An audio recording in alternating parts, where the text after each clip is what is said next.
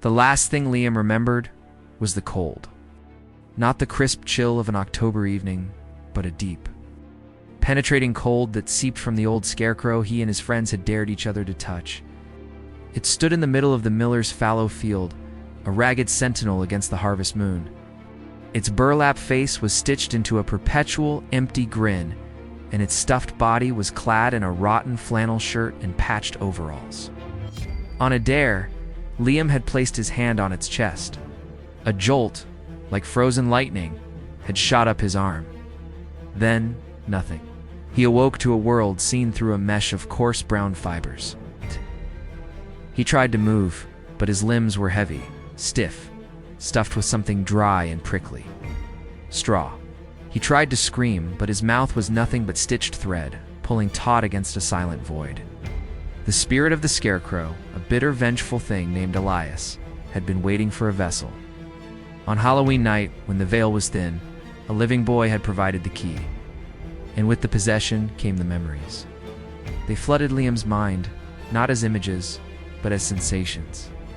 The gritty taste of soil, the coppery temps of blood in his mouth, cold gleam of a knife in the moonlight, this very moonlight, 40 years ago.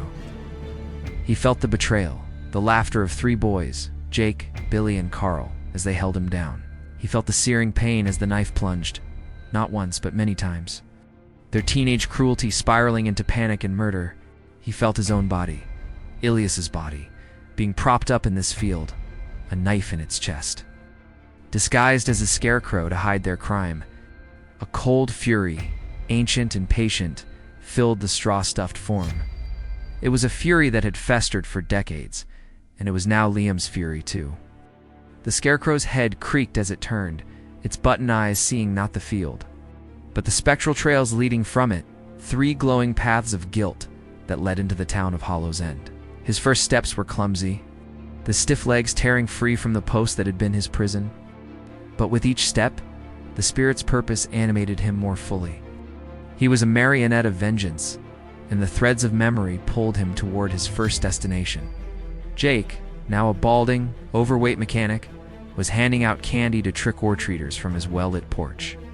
He laughed, a booming, false sound that curdled in Liam's borrowed consciousness. When the last costumed child skipped away, the Scarecrow emerged from the shadows between two houses. It moved with an unnatural silence, its ragged form casting a long, distorted shadow in the porch light. Jake's smile vanished. His face paled as the thing from his deepest nightmares shambled up the steps. He tried to back away, to scream, but his throat was locked with a terror he thought he'd buried. The Scarecrow raised a hand, not of flesh, but of burlap and sharp whittled wood. It wasn't a hand anymore.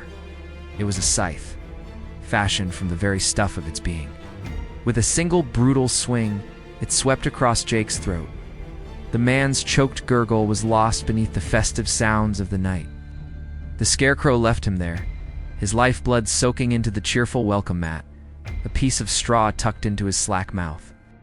The second trail led to Billy's isolated house on the edge of town. Billy had become a recluse, his paranoia a prison of his own making. He heard the scraping at his door, a sound like dry corn husks rubbing together. He grabbed his shotgun, his hands shaking. He flung the door open, ready to face a teenage prankster, and found the past staring back at him. The Scarecrow stood there, the rusty stain of Jake's blood blending with the patterns on its flannel shirt. Billy fired. The blast tore a hole in the Scarecrow's chest, scattering straw into the night.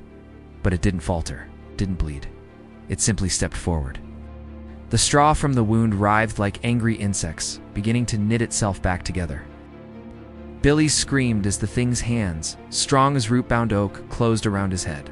There was a wet cracking sound, and the screaming stopped. The Scarecrow arranged Billy's body in a chair. Facing the door, a single button I placed neatly on his lap. The last trail, the brightest and most rancid with fear, led to the mayor's mansion. Carl had done well for himself, using his family's money to bury his past.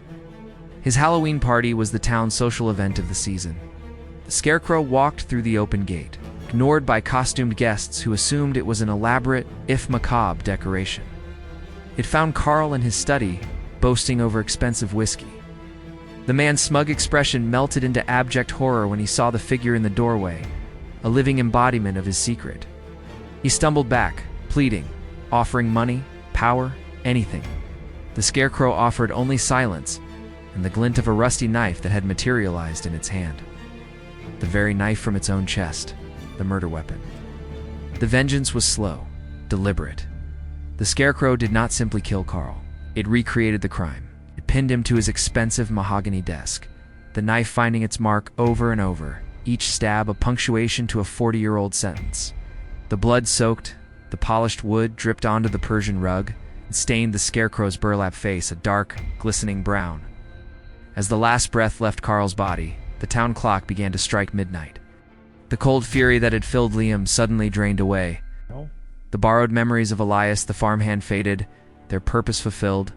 The stitches on the Scarecrow's mouth loosened. The stiff, stuffed limbs lost their animation. Liam fell to the floor of the study, the burlap shell collapsing around him like a discarded skin. He was a boy again, cold and trembling, covered in blood that was not his own. Spirit was gone, its vengeance complete. He staggered out of the mansion, past the oblivious partygoers, and into the cold night.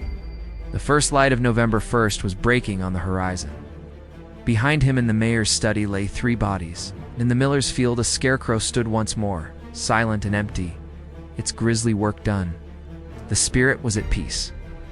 But the boy, Liam, was left alone in the dawn, carrying a weight of memories, and blood that no child should ever have to bear.